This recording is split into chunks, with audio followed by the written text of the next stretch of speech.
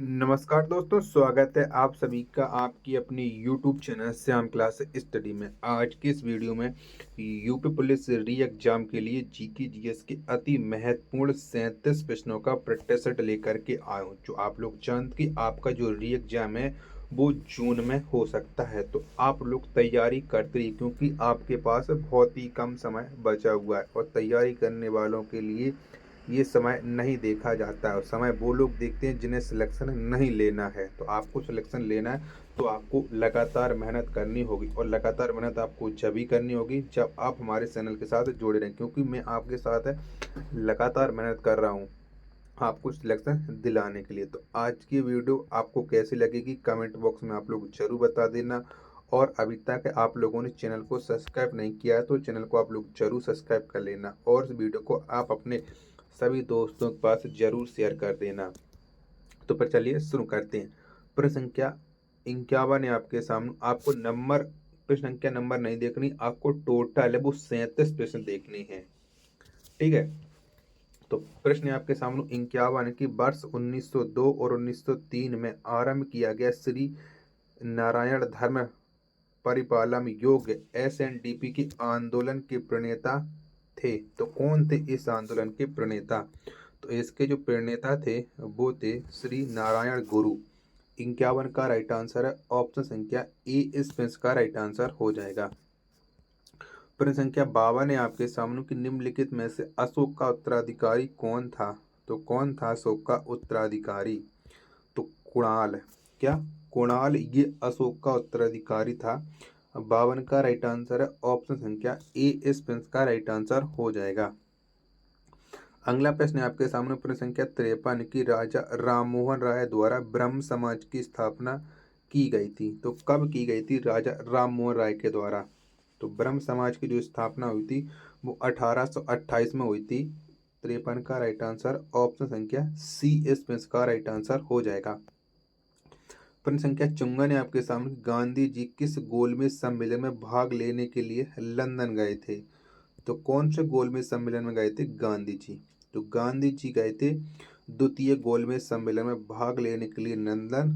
54 का right answer है option संख्या बी इस प्रश्न का राइट आंसर हो जाएगा। प्रश्न संख्या 55 है आपके सामने कि शिवाजी के आध्यात्मिक गुरु कौन थे? तो कौन थे? तो शिवाजी के जो आध्यात्मिक गुरु थे वो थे रामदास। कौन? रामदास थे। 55 का राइट आंसर है ऑप्शन संख्या ए इस प्रश्न का राइट आंसर हो जाएगा। प्रश्न संख्या 56 है आपके सामने कि अमेरिका में फ्री हिंदुस्तान अखबार किसने शुरू किया था? तो किसने शुरू किया था? तो ये जो अखबार शुरू किया था अमेरिका में फ्री हिंदुस्तान, वो शुरू किया था तारकनाथ दास ने। किसने? तारकनाथ दास ने। 56 का राइट आंसर ऑप्शन संख्या डी इस प्रश्न का राइट आंसर हो जाएगा। प्रश्न संख्या 57 है आपके सामने कि निम्न में से किस संगीत वाद्य को हिंदू मुस्लिम गान वाद्यों का सबसे श्रेष्ठ मिश्रण माना जाता है? तो किसे माना जाता है? 57 का राइट आंसर ये सबसे श्रेष्ठ मिश्रण माना जाता है वो सितार को माना जाता है। 57 का राइट आंसर है ऑप्शन संख्या डी इस प्रश्न का राइट आंसर हो जाएगा। प्रश्न संख्या 58 है आपके सामने कि वेदों के संकलन करता है। तो कौन है वेदों के संकलन करता? तो वेद व्यास। कौन? वेद व्यास ये वेदों के संकलन करता है। 58 का राइट आंसर है वो ऑप्शन संख्या बी इस प्रश्न का राइट आंसर हो जाएगा। प्रश्न संख्या 59 है आपके सामने कि प्रथम भारतीय साम्राज्य स्थापित किया गया। तो किसके द्वारा प्रथम भारतीय साम्राज्य जो स्थापित किया गया था? 59 का राइट आंसर क्या हो जाएगा? तो चंद्रगुप्त मौर्य के द्वारा प्रथम भारतीय साम्राज्य स्थापित किया गया था। 59 का राइट आंसर है वो ऑप्शन संख्या सी इस प्रश्न का राइट आंसर हो जाएगा। अगला प्रश्न है आपके सामने प्रश्न संख्या 67 है कि वर्ष 1878 का वर्नाकुलर प्रेस एक्ट किसने रद्द किया? तो किसने रद्द किया था ये वर्नाकुलर प्रेस एक्ट को? तो इसे जो रद्द किया था वो लॉर्ड रिपन ने किया था। 60 का राइट आंसर है वो ऑप्शन संख्या ए इस प्रश्न का राइट आंसर हो जाएगा। साथियों, अगर आपको ये प्रैक्टिस सेट पसंद आ रहा है तो प्लीज वीडियो को आप एक बार लाइक कमेंट और चैनल को सब्सक्राइब जरूर कर लीजिएगा। प्रश्न संख्या 61 है आपके सामने कि भारतीय स्वतंत्रता आंदोलन के दौरान चर्चित पुस्तक इंडिया फॉर इंडियंस के लेखक थे, तो कौन थे? तो इस पुस्तक के जो लेखक थे वो थे चित्तरंजन दास। कौन थे? चित्तरंजन दास। 61 का राइट आंसर है ऑप्शन संख्या सी। इस प्रश्न का राइट आंसर है वो हो जाएगा। प्रश्न संख्या 62 है आपके सामने कि अजंता चित्रकारी किस काल से संबंधित है, तो कौन से काल से संबंध रखती है अजंता चित्रकारी? तो इसका जो संबंध है वो गुप्त काल से है। 62 का राइट आंसर है ऑप्शन संख्या डी। इस प्रश्न का राइट आंसर हो जाएगा। प्रश्न संख्या 63 है आपके सामने कि भारतीय गणराज्य में वास्तविक कार्यकारी प्राधिकार निम्नलिखित में से किसके पास होता है? तो किसके पास होता है? 63 का राइट आंसर क्या हो जाएगा? तो ये होता है मंत्री परिषद के पास। 63 का राइट आंसर ऑप्शन संख्या डी। इस प्रश्न का राइट आंसर है वो हो जाएगा। अगला प्रश्न है आपके सामने प्रश्न संख्या 64 है कि भारतीय सर्वेक्षण विभाग का मुख्यालय कहाँ स्थित है? तो कहाँ पर है भारतीय सर्वेक्षण विभाग का मुख्यालय? तो ये स्थित है देहरादून में। 64 का राइट आंसर है ऑप्शन संख्या सी। इस प्रश्न का राइट आंसर वो हो जाएगा। अगला प्रश्न है आपके सामने प्रश्न संख्या 65 है कि भारत में न्यायिक पुनरीक्षण की शक्ति का प्रयोग किया जाता है, तो किसके द्वारा प्रयोग किया जाता है भारत में न्यायिक पुनरीक्षण की शक्ति का? तो ये जो प्रयोग किया जाता है वो प्रयोग करता है केवल सर्वोच्च न्यायालय के द्वारा। 65 का राइट आंसर है ऑप्शन संख्या ए। इस प्रश्न का राइट आंसर हो जाएगा। अगला प्रश्न है आपके सामने कि विश्व में सबसे शुष्कतम मरुस्थल है, तो कहाँ पर है सबसे शुष्क मरुस्थल? 66 का राइट आंसर आपको बताना है। तो ये है आटाकामा में। 66 का राइट आंसर है ऑप्शन संख्या ए। इस प्रश्न का राइट आंसर हो जाएगा। प्रश्न संख्या 67 है आपके सामने कि ब्लैक पैगोडा के नाम से कौन सा मंदिर प्रसिद्ध है? तो कौन सा मंदिर है जो प्रसिद्ध है? तो ब्लैक पैगोडा के नाम से जो मंदिर प्रसिद्ध है वो है कोणार्क का सूर्य मंदिर। कौन सा? कोणार्क का सूर्य मंदिर। 67 का राइट आंसर है वो ऑप्शन संख्या ए है वो इस प्रश्न का राइट आंसर हो जाएगा। अगला प्रश्न है आपके सामने प्रश्न संख्या 68 की पतंजलि का संबंध है, तो किससे संबंध है पतंजलि का ये आपको बताना है। प्रश्न संख्या 68 का राइट आंसर क्या हो जाएगा? तो योग दर्शन से संबंध रखती है पतंजलि। 68 का राइट आंसर है ऑप्शन संख्या ए। प्रश्न संख्या 69 है आपके सामने कि संस्कृत से सर्वाधिक प्रभावित द्रविड़ भाषा है, तो कौन सी है? तो संस्कृत से सर्वाधिक प्रभावित जो द्रविड़ भाषा है वो है तेलुगु। क्या है? तेलुगु है। 69 का राइट आंसर है ऑप्शन संख्या बी। इस प्रश्न का राइट आंसर है हो जाएगा। प्रश्न संख्या 70 है आपके सामने कवि चित्रकार मूलाराम चित्रकला की किस शैली के लिए प्रसिद्ध हैं? तो ये कौन सी? आज हम बात करने वाले यूपीएससी री एग्जाम 2024 के लिए बेस्ट प्रैक्टिस सेट के बारे में, जो कि चक्षु पब्लिकेशन का प्रैक्टिस सेट है। इस प्रैक्टिस सेट में आपको 12 सॉल्व पेपर मिल जाएंगे, 2500 बहुविकल्पीय प्रश्न, वो भी व्याख्या सहित, जिसमें आपको 15 प्रैक्टिस सेट मिल जाएंगे। और इस प्रैक्टिस सेट में सबसे बड़ी खास बात यह है कि 17 और 18 फरवरी को 4 शिफ्ट में आयोजित हुए प्रैक्टिस सेट भी हैं और इनकी एक स्टडी गाइड बुक है, और इसके साथ साथ आप इनका चक्षु पब्लिकेशन का प्रैक्टिस सेट भी लिख सकते हैं। और प्रैक्टिस सेट को घर पर ले आइएगा और प्रैक्टिस सेट लगाइएगा, अपनी तैयारी को मजबूत बनाइएगा। बिना प्रैक्टिस सेट लगाए चक्षु पब्लिकेशन के आप सिलेक्शन नहीं ले सकते हो। तो आज ही चक्षु पब्लिकेशन को लेकर के आइएगा और अपनी तैयारी को मजबूत बनाइएगा। शैली से जुड़े हुए मूला राम, तो इनका जो संबंध है वो है गढ़वाल शैली से। किससे? गढ़वाल से है। 70 का राइट आंसर ऑप्शन संख्या बी। इस प्रश्न का राइट आंसर हो जाएगा। साथियों, आपको ये वीडियो पसंद आ रही है तो प्लीज़ वीडियो को आप एक लाइक जरूर कर देना। चैनल को आपने अभी तक सब्सक्राइब नहीं किया तो चैनल को आप लोग जरूर सब्सक्राइब कर लीजिएगा। चलिएगा, अगला प्रश्न है आपके सामने प्रश्न संख्या 71 कि देश के लगभग कितने प्रतिशत भूभाग में दूरदर्शन की प्रसारण सुविधाओं का विस्तार है? तो कितने प्रतिशत भाग पर है? तो ये जो है वो है 87% पर। 71 का राइट आंसर है ऑप्शन संख्या सी। इस प्रश्न का राइट आंसर हो जाएगा। अगला प्रश्न है आपके सामने प्रश्न संख्या 72 की इलाहाबाद स्थित अल्फ्रेड पार्क किसकी शहादत के लिए प्रसिद्ध है? तो ये किसकी शहादत के लिए जाना जाता है? Alfred park. तो आप जानते हैं अल्फ्रेड पार्क ये चंद्रशेखर आजाद की शहादत के लिए प्रसिद्ध है? 72 का राइट आंसर है ऑप्शन संख्या बी। बी है वो इस प्रश्न का राइट आंसर हो जाएगा। प्रश्न संख्या 73 है आपके सामने कि राजनीतिक शब्दावली में शून्यकाल का अर्थ है। तो क्या अर्थ होता है शून्यकाल का, ये आपको बताना है। तो शून्यकाल का जो अर्थ होता है वो होता है प्रश्न उत्तर सत्र, यानी 73 का राइट आंसर ऑप्शन संख्या डी इस प्रश्न का राइट आंसर हो जाएगा। अगला प्रश्न पर संख्या 74 कि विश्व पर्यावरण दिवस मनाया जाता है। तो कब मनाया जाता है विश्व पर्यावरण दिवस? तो 5 जून को विश्व पर्यावरण दिवस मनाया जाता है। 74 का राइट आंसर है ऑप्शन संख्या बी इस प्रश्न का राइट आंसर हो जाएगा।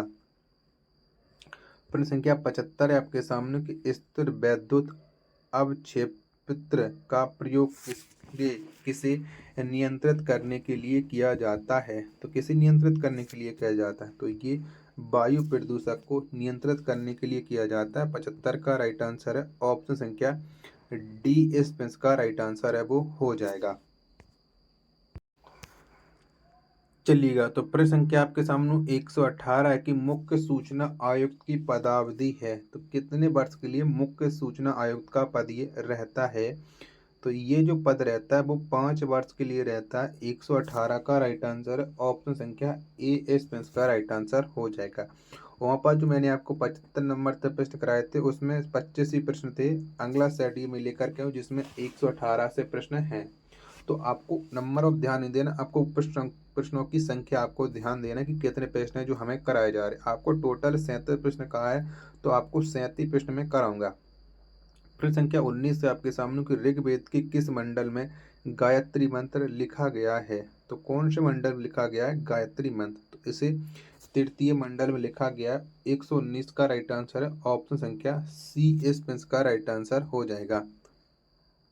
प्रश्न संख्या 120 है आपके सामने कि दुग्ध उत्पादन बढ़ाने के लिए भारत सरकार द्वारा कौन सी क्रांति शुरू की गई है? तो कौन सी क्रांति शुरू की गई थी? तो दुग्ध उत्पादन बढ़ाने के लिए भारत में जो क्रांति लाई गई थी वो लाई गई थी श्वेत क्रांति। 120 का राइट आंसर है ऑप्शन संख्या बी इस प्रश्न का राइट आंसर हो जाएगा। प्रश्न संख्या 21 है आपके सामने कि ISA बस का पूरा नाम है। तो बताओ इसका पूरा नाम क्या है? तो इसका जो पूरा नाम है वो है इंडस्ट्री स्टैंडर्ड आर्किटेक्चर बस, यानी 21 का राइट आंसर ऑप्शन संख्या सी इस प्रश्न का राइट आंसर है वो हो जाएगा। प्रश्न संख्या 122 है आपके सामने किस टेलीकॉम कंपनी ने हाल ही में गीगा फाइबर नामक एक हाई स्पीड इंटरनेट सेवा लॉन्च की है? तो किसने लॉन्च की थी ये? किस टेलीकॉम कंपनी के द्वारा गीगा फाइबर नामक हाई स्पीड इंटरनेट सेवा लॉन्च की गई थी? तो ये जो लॉन्च की थी वो रिलायंस जियो ने की थी। 22 का राइट आंसर ऑप्शन संख्या सी इस प्रश्न का राइट आंसर हो जाएगा। प्रश्न संख्या 123 है आपके सामने कि हवाई जहाज प्रायः डॉट डॉट में उड़ते हैं। तो ये कौन से मंडल में उड़ते हैं हवाई जहाज? तो हवाई जहाज ये उड़ते हैं समताप मंडल में। 123 का राइट आंसर है वो ऑप्शन संख्या बी इस प्रश्न का राइट आंसर हो जाएगा। नेक्स्ट प्रश्न है आपके सामने प्रश्न संख्या 124 है कि लोकसभा के पहले स्पीकर कौन थे? तो कौन थे? तो आप जानते हैं कि जीबी मावलंकर। क्या जीबी मावलंकर ये लोकसभा के पहले स्पीकर थे। तो 124 का राइट आंसर वो ऑप्शन संख्या ए हो जाएगा। प्रश्न संख्या 125 से आपके सामने कि निम्नलिखित में से किस परिवार ने सर्वप्रथम अकबर के साथ वैवाहिक संबंध स्थापित किया था? तो किसने किया था? तो कछवाहों ने किया था। 125 का राइट आंसर वो ऑप्शन संख्या सी हो जाएगा। इन्होंने ही सर्वप्रथम अकबर के साथ जो वैवाहिक संबंध है वो स्थापित किए थे। प्रश्न संख्या 127 है आपके सामने कि भारतीय वन्य जीव सुरक्षा अधिनियम लागू हुआ था। तो कब आया था भारतीय वन्य जीव सुरक्षा अधिनियम? तो ये जो लाया गया था वो लाया गया था 1972 में। कब? 1972 में लाया गया था। 127 का राइट आंसर है वो ऑप्शन संख्या बी है वो इस प्रश्न का राइट आंसर हो जाएगा। प्रश्न संख्या 128 है आपके सामने कि भारत के संविधान के अंतर्गत कौन सा अनुच्छेद कारखानों में बालकों के नियोजन का प्रतिषेध करता है। तो कौन सा अनुच्छेद करता है ये आपको बताना। 128 का जो राइट आंसर है वो क्या हो जाएगा। तो आप जानते हैं कि अनुच्छेद 24 है वो बालकों के कारखानों में नियोजन का प्रतिबंध करता है। 128 का राइट आंसर है वो ऑप्शन संख्या डी हो जाएगा। प्रश्न संख्या 129 है आपके सामने कि गांधी जी द्वारा असहयोग आंदोलन किस कारण वापस लिया गया था। तो कौन सी घटना के कारण है जो असहयोग आंदोलन वापस लिया गया था। तो ये लिया गया था चौरी चौरा घटना के कारण। 129 का राइट आंसर ऑप्शन संख्या ए इसका राइट आंसर हो जाएगा।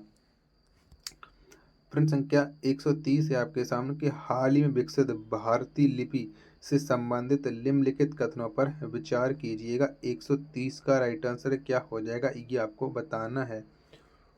और इन्हें क्या पूछेगा, उपरोक्त में से कौन सा कथन सत्य। तो सत्य छांटने हैं। तो इसका विकास वो आईआईटी दिल्ली के शोधकर्ताओं ने किया नहीं किया। आपको कमेंट बॉक्स में बताना कि भारतीय लिपि का जो है शोधकर्ता कौन सी आईआईटी थे।